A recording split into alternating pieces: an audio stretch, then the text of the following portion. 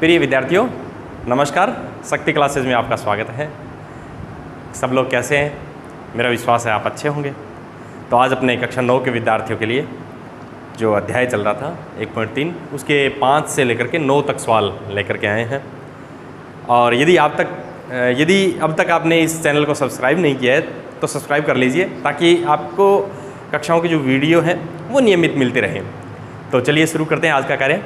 तो सबसे पहले हमारे पास पहला सवाल इसमें दिया गया है। 1 से 4 पिछले वीडियो में अपने किए थे, आज अगला पार्ट है इसका। 1 से 17 के दशमलव प्रसार में अंकों की पुनरावृत्ति खंडों में अंकों की अधिकतम संख्या क्या हो सकती है। ये कह रहा है कि यदि 1 में 17 का भाग दें, 1 में यदि 17 का भाग दें तो इसमें जो आंसर आएंगे, भागफल जो आएगा, उसमें अंकों की अधिकतम संख्या क्या हो सकती है। यानी पुनरावृत्ति खंड बार बार रिपीट होगा, क्योंकि अपने को पता है 1/7 है वो एक अशांत दशमलव प्रसार है। 1/7 कैसा है? अशांत दशमलव प्रसार है, अशांत दशमलव प्रसार है ये। तो ये कह रहा है यदि अशांत दशमलव प्रसार है तो इसके जो पुनरावृत्ति खंड आएंगे प्रसार में, दशमलव प्रसार में पुनरावृत्ति खंड जो है उसमें अंकों की अधिकतम संख्या क्या हो सकती है। तो बच्चों पहले भी अपने बात की थी, आपको याद भी होगा, अपने कुछ एक भाग देकर के देखे थे वीडियो के अंदर। तो उसमें अपने कुछ निष्कर्ष निकाले थे, जिसमें ये निष्कर्ष निकाला था कि पुनरावृत्ति जो खंड है अपने पास, उसमें अंकों की जो संख्या होती है वो भाजक से सदैव कम रहती है।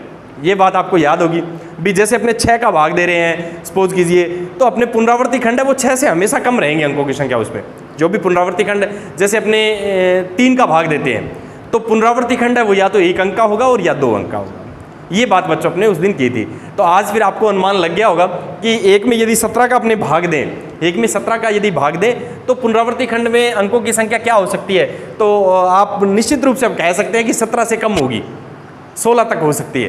तो ये पहला अपना अनुमान आ गया कि दशमलव प्रसार में अंकों के पुनरावृत्ति खंड में अंकों की अधिकतम संख्या क्या हो सकती है। तो अपने लिख सकते हैं कि 16 अंकों तक हो सकती है। तो 1/17 के दशमलव प्रसार में अंकों के पुनरावृत्ति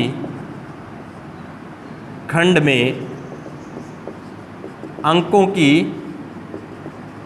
अधिकतम संख्या कितनी हो सकती है? 17 से 1 कम 16 तक हो सकती है, कंफर्म नहीं है ये कितनी होगी, पर इससे ज़्यादा नहीं होगी। ये अपना पहला निष्कर्ष अपने को पता है, क्योंकि अपने जब भाग दे करके देखे थे उसमें यही आया था कि जो अशांत दशमलव प्रसार है उसमें भाजक से कम रहती है सदैव। तो यहाँ पर भाजक है वो 17 है, ठीक है। तो भाजक 17 है तो अपने को पता है कि इसमें जो अधिकतम संख्या है पुनरावृत्ति खंड में वो 17 से कम यानी 16 तक रह सकती है। अब देखिए आगे क्या कह रहा है कि अपने उत्तर की जांच करने के लिए विभाजन क्रिया कीजिए। ये कह रहा है कि ये 16 हो सकती है क्या, इसको कंफर्म करना है। इसको कंफर्म करना है तो अपने को क्या करना है, भाग दे करके देखना है 1 में 17 का, और क्या ये बात सही है क्या। तो चलिए शुरू करते हैं फिर। तो अपने यहीं से कर देते हैं। अपने लिखा है कि 16 तक हो सकती है, तो अपने चेक करके देखना है कि क्या 16 हो रही है। तो चलिए बच्चों स्टार्ट करते हैं। 1 में 17 का भाग जा नहीं रहा है, तो मैंने क्या किया, ऐसे अपने लगा सकते हैं इसमें, ठीक है। यहाँ भी दशमलव हो गया, फिर भी 10 बन गया, फिर भी भाग नहीं जा रहा है 17 में, तो अपने 17 का भाग नहीं जा रहा है, तो फिर अपने एक और 0 लगा दी, ठीक है। अब ये 100 बन गया है, तो 17 का यदि पहाड़ा पढ़ें तो 17 का पहाड़ा मैं 5 बार पढ़ूंगा तो मेरे पास 17 गुणा 5 यानी 85, 17 का 102, ठीक है। तो 5 बार पढ़ते हैं बच्चों, 5 बार पढ़ा तो ये बच गया फिर 15। अब देखिए 17 का पढ़ा, अब बच्चों 17 का पढ़ा अपने को लगभग 8 बार पढ़ना पड़ेगा, ठीक है, क्योंकि 17 8 136, ठीक है। तो चलिए बच्चों 136, फिर 140 आ गया, फिर 136, फिर सिर्फ ही 40 आ गया, 40 आ गया तो 17 दूनी 34, ठीक है। 60 आ गया तो अपने को पता है 17 तिया 51, तो अपने पास आ गया 90, 17 5 85, फिर आ गया 50। तो इस तरह ये भाग है वो आगे चल रहा है। तो 17 दूनी 34, ये आ गया अपने पास 16, इसमें घटाया तो, ठीक है। तो यहाँ से फिर वापस तो ये आ गया 160 आ गया बच्चों। तो 160 में यदि देखें तो 17 का पढ़ा यदि 9 बार पढ़ूंगा तो 153 आ जाएगा। ठीक है, 17 गुणा 4, 17 चौका 68, 20, 17 एकम 17, 30, 17 एकम 17। ठीक है, तो ये आ गया अपने पास 13, 130।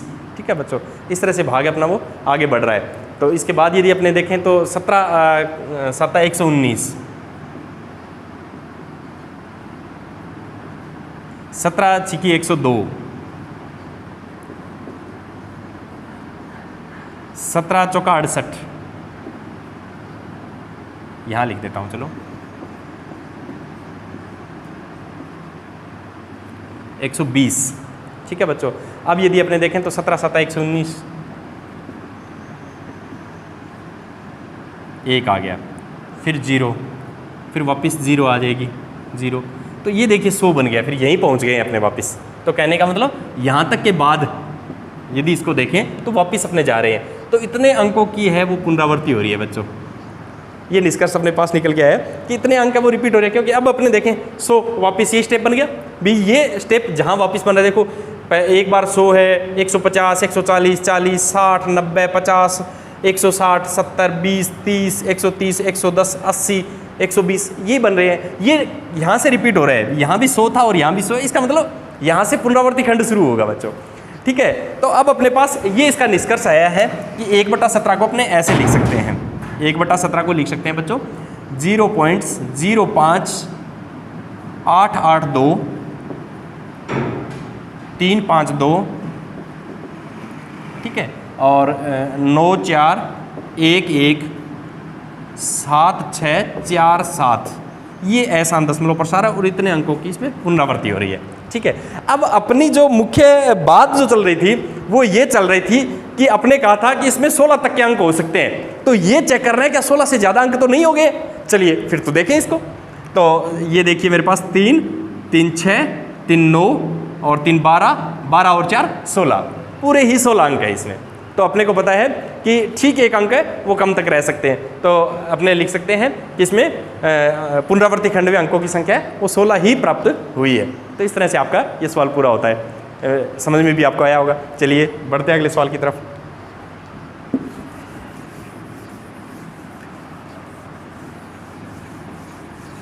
बहुत ही आसान सवाल है ये। अपनी जो दशमलव प्रसार जो चल रहे हैं उसकी समझ को गहरी करने के लिए। चलिए नेक्स्ट क्वेश्चन, P/Q जहाँ Q का मान 0 नहीं होगा, Q ≠ 0 के रूप में प्रिम्य संख्याओं के अनेक उदाहरण लीजिए। ये कह रहा है खूब सारे उदाहरण आपको लेने हैं जहाँ P और Q पूर्णांक है। ये प्रिम्य संख्या की जो परिभाषा थी वहाँ से लिया गया है कि कहने का मतलब सीधा से यही है कि प्रिम्य संख्याओं के उदाहरण अपने को लेने हैं। ठीक है, चलिए आगे क्या शर्त है वो भी पढ़ लेते हैं। जिनका एक से अतिरिक्त अन्य कोई उभयनिष्ठ गुणनखंड नहीं हो। इस बात को देखिएगा, एक के अतिरिक्त अन्य कोई उभयनिष्ठ, जैसे कहने का मतलब ये है कि अपने उदाहरण ले लिया 3/4 ले सकते हैं, इसमें कोई गुणनखंड। जैसे मैं आप कहोगे कि एक से अतिरिक्त का क्या मतलब है, जैसे 5/10 है, ये अपने नहीं लेना है। क्यों? क्योंकि इसमें 5 है वो कॉमन है। देखिए इसको ऐसे लिखेंगे ना अपने 5 और 2 गुणा 5, तो ये दोनों में आ गया। ठीक है, ये इस तरह के उदाहरण अपने को नहीं लेने हैं ये कह रहा है। तो चलिए इसको हटा देते हैं फिर। ठीक है, और इस तरह के और उदाहरण मैं देखूं तो ये लीजिए बच्चों 5/2 हो गया जैसे। ठीक है, 3/10 ले सकते हैं। इस तरह के उदाहरण है। जैसे अपने ले सकते हैं, इधर भी मैं लेता हूं तो अपने और कोई उदाहरण देखें तो 7/5 ले लेते हैं बच्चों। ये देखो, तो इसमें कोई एक के अतिरिक्त गुणनखंड है वो कॉमन नहीं है, घनिष्ठ नहीं है। इस तरह के उदाहरण लेने हैं। तो अब ये कह रहा है कि इनके दशमलव प्रसार, तो देखते हैं 3/4 का दशमलव प्रसार क्या होता है। तो ये आ गया बच्चों भाग 30 बन गया। 30 बन गया तो 7 चौका 28 और 20, तो 0.75 आ गया। ठीक है, ये देखो बिल्कुल आपने जो कहा था ना वो ये है कि शांत दशमलव प्रसार होना चाहिए, तो शांत वाले लिए मैंने। ठीक है, ये शांत है बिल्कुल। 5 में 2 का देंगे तो 2 बार गया और फिर ये ख़त्म हो गया। इसमें यदि देंगे तो दशमलव और 3 बार जाएगा। इसमें यदि बच्चों में दूँ तो ये है 7 में यदि 5 का भाग देता हूँ तो इसमें जाएगा 5 एकम 5 और ये गया 4 बार, 5 चौका 20। तो ये सारे शांत दशमलव प्रसार है। अब आप सोच रहे होंगे कि ये शांत दशमलव प्रसार ही कैसे हैं।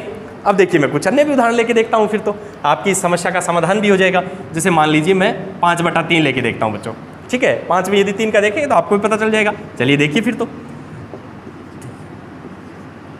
ठीक है। तो ये 20, 6 18, 6 18 6, ये इस तरह का है 1.666 इस तरह से चलेगा ये, ठीक है। और भी उदाहरण ले सकता हूँ। आप मेरी बात को क्या पकड़ सकते हैं कि मेरे को कैसे पता लग रहा है ये शांत है, ये अशांत है। देखिए इस श्रेणी में मैंने लिखे वो सारे के सारे शांत है, इसमें मैं लिख रहा हूँ वो सारे ये अशांत है। देखिए और भी मैं लिख देता हूँ इस तरह के, मैं ये लो 6/7 लिख देता हूँ। देख लीजिए 6 में 7 का भाग देखिए इस श्रेणी का होगा, तो भाग जा नहीं रहा है, कोई बात नहीं। तो ये हो गया 7 8 56, 40, 7 5 35, 50, 7 7 49, 10, 7 एकम 7, 30, 7 चौका 28, 20, 7 दूनी 14, 60, ये वापस यहीं आ गया। तो देखिए 6 अंकों तक रिपीट हुआ है ये, इस तरह से बार बार चल रहा है। 0.85714 ये इस तरह के। तो ये उदाहरण मैंने नहीं लिए।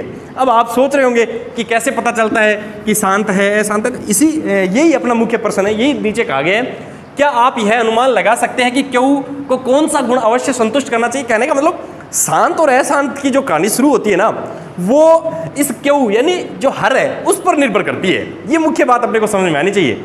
ये अपना मुख्य सवाल है आज का, कि ये बात इसने कही है कि जो इसको संतुष्ट और जो शांत और अशांत का जो कहानी है उसमें किसकी मुख्य भागीदारी है, ये अपने को पता होना चाहिए। तो इसमें मुख्य भागीदारी है वो क्यू यानी जो हर है उसकी है। कब? जब कोई उभयनिष्ठ गुणनखंड नहीं है तब। पहली शर्त तो ये कि कोई उभयनिष्ठ गुणनखंड नहीं होना चाहिए पी और क्यू में, पहली शर्त तो ये। दूसरी, अब क्यू को किस गुण को संतुष्ट करना चाहिए? तो अब आप जरा देखिए, इसमें जो क्यू है 4 है, उसको मैं ऐसे लिख सकता हूँ बच्चों, कोई दिक्कत? इसमें देखिएगा 5/2 है, कोई दिक्कत नहीं। इसको मैं ऐसे लिख दूँ 2 × 5, इसको मैं 7/5। इसमें आप देखेंगे तो 3 और 7 है। तो देखिए बच्चों, आपको मुख्यतः इसमें एक बात नजर आनी चाहिए कि हर है वो क्या है, ठीक है। हर है वो या तो 2 है, इसमें भी 2 है, या 5 है, या फिर 2 और 5 दोनों ही है। आ रही है ना बात समझ में? शांत होने के लिए आवश्यक शर्त होती है कि हर है वो या तो 2 होना चाहिए, या 5 की घात के रूप में होना चाहिए, या फिर 2 और 5 दोनों की घात के रूप में होना चाहिए। तो चलिए अपने लिख सकते हैं इसको, ये निष्कर्ष अपने निकाल लिया है बच्चों। इसके अलावा जो संख्याएं होती हैं उसमें अपने पास अशांत दशमलव प्रसार ही प्राप्त होता है इनके अलावा। तो इसका मुख्य निष्कर्ष जो ये निकलेगा, तो क्यू हमेशा शांत दशमलव प्रसार के लिए बात चल रही है। शांत दशमलव प्रसार के लिए क्यू हमेशा 2 और 5 की घात के रूप में होना चाहिए। ये मुख्य शर्त है बच्चों, ये अपने को याद भी रखनी है, अपने को काम भी आएगी। भी शांत दशमलव प्रसार की मुख्य शर्त क्या होती है कि अंश और हर जो है P/Q में अपने लिखते हैं, उसमें कोई गुणनखंड उभयनिष्ठ नहीं होना चाहिए, ठीक है। उभयनिष्ठ नहीं है यानी सरल रूप होना चाहिए। सरल रूप के अंदर, उसको सरल रूप कर लीजिए, सरल रूप के अंदर क्यू है वो केवल 2 और 5, या तो 2 हो या 5 हो, या 2 और 5 दोनों की घात के रूप में होना चाहिए। तो अपने पास शांत दशमलव प्रसार होगा। इसके अलावा कोई भी ले लीजिएगा वो अशांत दशमलव प्रसार होगा। तो चलिए आपको समझ में आया होगा। चलिए आगे बढ़ते हैं। बहुत ही आसान सवाल है इसके। तो इस तरह से अपना 6 नंबर सवाल है वो पूरा होता है। अब देखिए 7 नंबर सवाल, बिल्कुल शांत और अशांत दशमलव प्रसार जो अपने बातें चल रही थी उसको अपने आगे बढ़ा रहे हैं। तो चलिए 7वां सवाल, ऐसी 3 संख्याएं अपने को लिखनी है जिनके दशमलव प्रसार अन्वसानी अनावर्ती हो, ठीक है। तो मैं लिख देता हूं आपकी सुविधा के लिए, ऐसी 3 संख्याएं लिखिए जिनके दशमलव प्रसार अन्वसानी अनावर्ती हो। ये सवाल है, ठीक है। ये अपना 7वां सवाल है इसी चैप्टर का। तो आगे बढ़ रहे हैं। तो चलिए अब अपने को 3 ऐसी संख्या लिखनी है।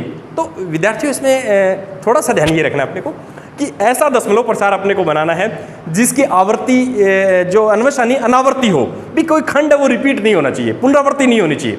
किसी भी दशमलव प्रसार में, दशमलव प्रसार जो अपने ले रहे हैं उसमें कोई भी खंड है उसकी पुनरावर्ती नहीं होनी चाहिए। तो इसके लिए सिंपल सा तरीका, बिल्कुल साधारण सा तरीका है बच्चों। तो ऐसे अपने हजारों संख्याएं लिख सकते हैं, अनंत संख्या। पहली संख्या लिखनी है तो ये लो, बिल्कुल आसान है। अब देखो इसमें कोई खंड है उसकी पुनरावृत्ति नहीं हो रही है बच्चों, बिल्कुल आसान सा तरीका है, ये लो। किसी खंड के ऊपर अपने ये नहीं कह सकते कि इस खंड की पुनरावृत्ति हो रही है, और लिखने में और याद रखने में बहुत आसान है। तो इस तरह से 1 0 1 फिर 0 0 1 0 0 0 1 0 0 0 0 1, इस तरह से अपने लिखेंगे तो याद रखने में भी आसान रहेगा और अपनी जो शर्त है उसको भी पूरा करेगा। कौन सी शर्त है कि अन्वसानी अनावर्ती की जो शर्त होती है वो ये है कि किसी भी खंड की वो पुनरावृत्ति नहीं होनी चाहिए। तो बहुत आसान है। तो दूसरा लिखना है तो ये लीजिए बच्चों, बिल्कुल आसान तरीके से अपने याद रख सकते हैं इनको। ये लीजिए, इसमें किसी खंड की है वो पुनरावृत्ति नहीं हो रही है। तो इस तरह से आप लिखते रहिए, आगे से आगे वाला अपने को पता भी चलता रहेगा भी क्या लिखना है, और किसी खंड की पुनरावृत्ति भी नहीं है। तो ये आसान से उदाहरण अपने लेते हैं। चलिए और ले लेते हैं इस तरह का। अब तो आप भी समझ गए होंगे कि इसके अनंत उदाहरण ऐसे अपने रख सकते हैं जिसमें जो दशमलव प्रसार है वो अन्वसानी अनावर्ती होगी। ठीक है, चलिए अगला सवाल लेते हैं। 8वां सवाल। इस चैप्टर में अपने पास 9 सवाल दिए गए हैं। चलिए 8वां सवाल शुरू करते हैं। 8वें सवाल के अंदर अपने को दिया गया है कि प्रिम्य संख्याएं दी गई है। प्रिम्य संख्याएं 5/7 और 9/11 के बीच अपने को 3 अलग अलग अप्रिम्य संख्याएं ज्ञात करनी है बच्चों। ठीक है, अप्रिम्य संख्याएं शब्द आ गया तो आपको बिल्कुल पता लग गया होगा कि देखिए मैं, चलो पहले सवाल लिख देते हैं फिर आगे बढ़ते हैं अपने। प्रिम्य संख्याओं,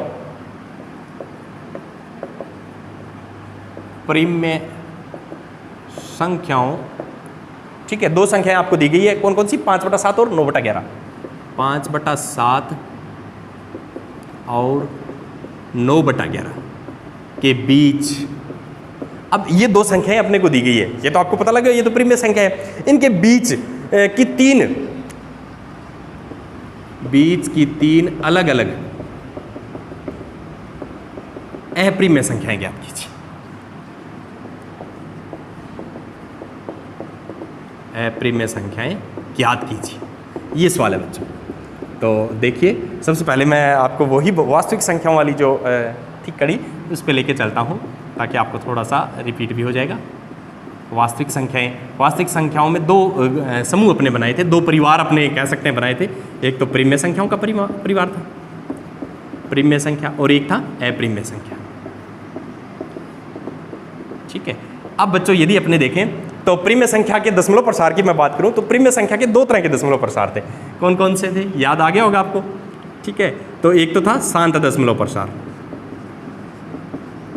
शांत दशमलव प्रसार, और ये था अन्वसानी आवृत्ति। ठीक है, इस तरह के जो केस होते हैं वो तो प्रिम्य संख्या में आते हैं। अप्रिम्य संख्या में एक ही दशमलव प्रसार था, वो था अन्वसानी अनावर्ती। इस तरह था बच्चों। ठीक है, तो ये अपने को देखना है। तो चलिए अब अपना सवाल क्या शुरू होता है, यहां से देखते हैं। ये कह रहा है 2 प्रिम्य संख्याएं हैं। ठीक है, इसके बीच की 3 अलग अलग अप्रिम्य संख्या, इसके बीच में 3 अपने को अन्वसानी अनावर्ती के केस की संख्याएं लिखनी है। ठीक है, तो सबसे पहले इसके दशमलव प्रसार अपने देखें, फिर उसके बीच में ऐसे दशमलव प्रसार अपने डालेंगे, उसके बीच के ऐसे दशमलव प्रसार अपने डालेंगे जिसकी आवर्ती है, जिसकी जो दशमलव प्रसार है वो अन्वसानी अनावर्ती होगी, कोई खंड है वो रिपीट नहीं होगा। तो चलिए सबसे पहले अपने इनके दशमलव प्रसार 5/7 का। अब 5/7 का दशमलव प्रसार लिखना है तो आपको पता लग गया हो कैसे लिखेंगे। चलो भाग के द्वारा लिख लेते हैं। भाग नहीं जा रहे, कोई बात नहीं। अब जाएगा,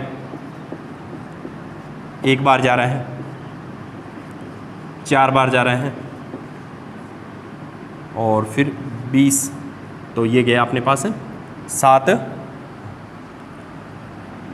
दूनी 14, 60, 7 8 56, और ये गया 40, 7 5 35, और ये 50 वापिस वहीं आ जाएगा। ठीक है, तो इसको लग सकते हैं। तो देखो बच्चों 7 का है तो 7 से कम 6 तक के अंक खंड में पुनरावर्ती खंड है उसमें 6 अंक हो सकते हैं, तो 6 अंक है, ठीक है इसमें। तो चलिए अगला लिखता हूँ मैं 9/11। तो 9/11 में देखिए बच्चों, भाग नहीं जा रहा है, कोई बात नहीं, ठीक है, अब चला जाएगा 8 पे जा रहे हैं, 20, फिर 1 पे जाएगा, फिर आ गया 9, वापस वही रिपीट हो रहा है, तो इसमें 0.81 ये रिपीट हो रहा है बच्चों। तो मैंने आपको बताया था 11 का भाग यदि दे रहे हैं तो इसमें 10 तक के अंक है, पुनरावर्ती खंड है उसमें 10 अंक तक आ सकते हैं, ठीक है। अब चलिए, अब अपना खेल शुरू होता है वास्तविक परिमेय और अपरिमेय संख्याओं। तो बच्चों यहाँ पर अपने यदि देखें, देखो मुख्य सी बात यहाँ आ रही है, ये दशमलव प्रसार केस है, ये वाला केस है, ये अन्वशानी आवर्ती है दोनों में, तो ये परिमेय संख्या है, परिमेय संख्या थी तो ये छोड़ के और ये केस आ गया, ठीक है। अब आपको यदि कोई पूछ ले कि ये केस कब आएगा, शांत दशमलव प्रसार कब होगा, तो शांत दशमलव प्रसार तब होगा जब जो अपने पास परिमेय संख्या दी गई है वो सरल रूप में हो। सरल रूप का मतलब है कि अंश और हर के अंदर कोई गुणनखंड उभयनिष्ठ नहीं हो, सरल रूप में हो, और हर है वो किसके रूप में होना चाहिए, 2 या 5 या 2 और 5 की घात के रूप में होना चाहिए, या तो 2 हो अकेला या अकेला 5 हो, या फिर 2 और 5 दोनों भी तो चले। इसके अलावा कोई आ गया तो बच्चों फिर अपने पास शांत दशमलव प्रसार नहीं रहेगा। तो चलिए अपने पास इस केस में है अपने अन्वशानी आवर्ती दी गई है, ठीक है। अब ये क्या कह रहा है, ये कह रहा है बीच में 3 अप्रिमेय संख्या, तो कहने का मतलब इसके बीच में 3 अन्वशानी अनावर्ती डाल दीजिए। तो देख लेते हैं, देखो ये 7 और 8, इसके बीच में तो कोई संख्या है नहीं, कोई बात नहीं। अपने इसको यदि देखें 7 1 और 8 1, ठीक है, तो ये 0.71 है, ये 0.81 है, तो बीच में 3 संख्याएं यदि देखें तो पहली संख्या मैं यदि देखूं तो इसमें ले लो जैसे 0.72 ले लो। अब ये देखो, इसको एज 71 माने ये 81 है, तो इसके बीच में आ गया 72, इस तरह से ले सकते हैं ना। अब इसको अन्वशानी अनावर्ती करनी है तो वही तरीका जो आपने पहले सीखा था उसको रिपीट कर दीजिएगा। ये लीजिए, इस तरह से आप लिख सकते हैं। ये देखो बच्चों, बीच में मैंने डाल दी, और यहाँ पर यदि अपने ऐसे बहुत सी संख्या बन सकती है, और भी डाल, देखो कितनी बना दो चाहे। इसको यदि आप और यदि आसान रखना है तो 7 2, तो इसको ऐसे भी लिख दो बच्चों।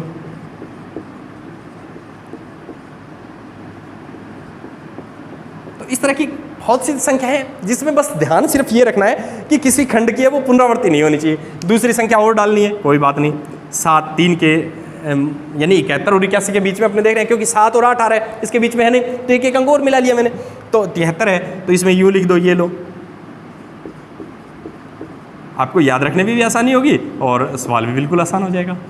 ये लीजिए, एक संख्या और डालनी है, कोई बात नहीं, ज़रूरी नहीं है कि आपको 74 के रूप में, 75 यानी 0.75 के रूप में भी आप ले सकते हैं। ये लो बच्चों, है ना रोचक। ये लो, तो आपको कभी भी ऐसे कहे बीच में अप्रिमेय संख्या कहे तो अप्रिमेय संख्या का मतलब अपना सीधा सा यही जाना चाहिए कि अन्वशानी अनावर्ती डालनी है, ऐसी संख्या डालनी है जिसमें अन्वशानी अनावर्ती हो। तो अप्रिमेय संख्या और ये आपस में दोनों को अपने याद रखना है कि अप्रिमेय संख्या का मतलब अन्वशानी अनावर्ती, अन्वशानी अनावर्ती का मतलब अप्रिमेय संख्या। परिमेय की बात आए तो अपने पास 2 टाइप है, शांत दशमलव प्रसार और अशांत दशमलव प्रसार। चलिए बढ़ते हैं अंतिम क्वेश्चन की ओर। बिल्कुल आसान सवाल आपके किताब में दिए गए हैं और रोचक भी हैं। बड़ा आनंद आएगा इन सवालों को यदि अपने ढंग से समझेंगे, संख्या पद्धति को पूरी इसमें विस्तार से इसको जानेंगे। चलिए बढ़ते हैं आगे। और यदि आपने पीछे के सभी वीडियोस देखे हैं तो बिल्कुल आपको आसान भी लग रहा होगा। यदि नहीं देखे तो आज से ही देखना शुरू कर दीजिए ताकि ये चैप्टर बिल्कुल आसान बन जाए आपका। निम्नलिखित संख्याओं में कौन कौन सी संख्या है वो परिमेय है, कौन कौन सी संख्याएं अप्रिमेय है। तो देखिए वहीं कहानी स्टार्ट होती है, यहाँ आकर के ये मुख्य पार्ट अपना रहेगा। तो निम्नलिखित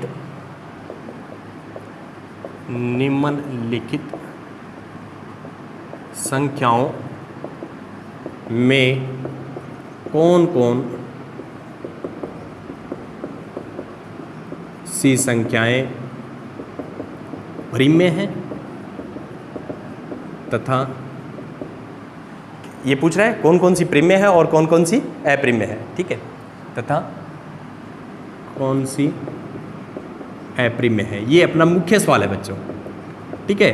तो चलिए कुछ संख्याएं दी गई है, जैसे फर्स्ट पार्ट में देखूं तो √23 है, सेकंड यदि मैं देखूं तो √225 है, थर्ड पार्ट में इसका देखूं बच्चों तो मेरे पास दिया गया है 0.3794 6।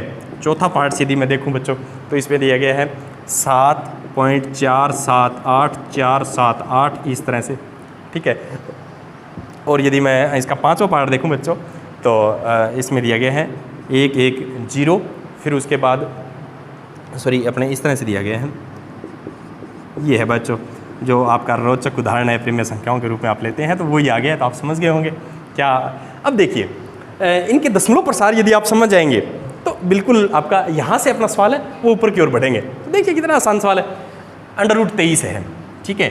√23 है तो अपने को पता है कि अभाज्य संख्याएं और वो √ के अंदर है, या यूँ कहें कि जिन संख्याओं वर्ग संख्याएं के अलावा कोई संख्याएं √ में है तो वो अप्रिमेय संख्याओं के रूप में आ रही है।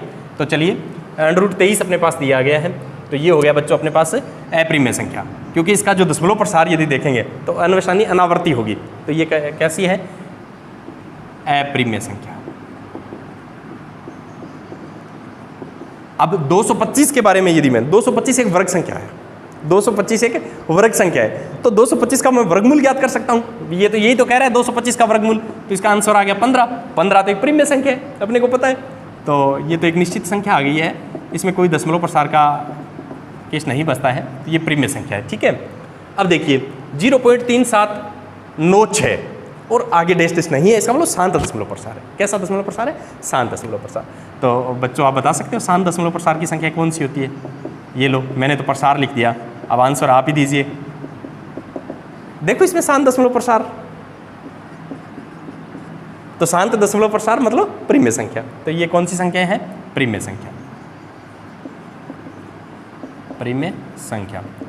ये देखिए बच्चों इसको मैं ऐसे लिख सकता हूं 7.478 के ऊपर बार, इस तरह से ये खंड है, देखो बार बार रिपीट हो रहा है, 478 478 478 इस तरह से चलता रहेगा ये, ठीक है। तो अपने को इसमें पता लग गया कि भी इसमें पुनरावृत्ति हो रही है, तो ये वाला केस है, अन्वशानी आवर्ती है। कौन सा ये, अन्वशानी आवर्ती। तो इसके नीचे लिख देता हूँ अन्वशानी आवर्ती है। तो फिर अन्वशानी आवर्ती का मतलब कौन सी संख्या है, प्रीमिय का अप्रीमिय। तो बच्चों यहाँ से यदि देखें तो ये प्रीमिय संख्या है, प्रीमिय संख्या है। तो अब ये दशमलव प्रसार तो आप बता सकते हैं कौन सा है इन तीनों में, शांत होगा या फिर अन्वशानी आवर्ती होगी, अन्वशानी अनावर्ती होगी, तो बताइए कौन सा है। तो आपको पता लग गया होगा ये वाला है अन्वशानी अनावर्ती, अन्वशानी अनावर्ती। तो फिर कौन सी संख्या होगी, अप्रीमिय संख्या। तो इस तरह से बच्चों यदि अपने इस डायग्राम को देखें, इस पार्ट को यदि देखें तो बहुत सी बातें अपने को समझ में आ जाएगी कि वास्तविक संख्याओं के दो पार्ट हैं, उसमें प्रीमिय और अप्रीमिय संख्या। प्रीमिय संख्याओं के दो दशमलव प्रसार है, शांत और अपने पास दूसरा है अन्वशानी आवर्ती, और अप्रीमिय संख्याओं के एक तरह का दशमलव प्रसार होता है, अन्वशानी अनावर्ती होता है। तो अपने दशमलव प्रसार देख के बच्चों इनका पता लगा सकते हैं, या फिर कोई वर्ग संख्या है और उस पर √ दिया है, इसका मतलब अपना उसको हल करेंगे तो एक अपने पास निश्चित संख्या आ जाएगी, यानी कोई प्रकार का दशमलव प्रसार नहीं है, निश्चित संख्या वो प्रीमिय संख्या होती है बच्चों। तो मेरा विश्वास आपको समझ में आया होगा। तो मिलते हैं अगले वीडियो में अगले चैप्टर के साथ, तब तक के लिए धन्यवाद।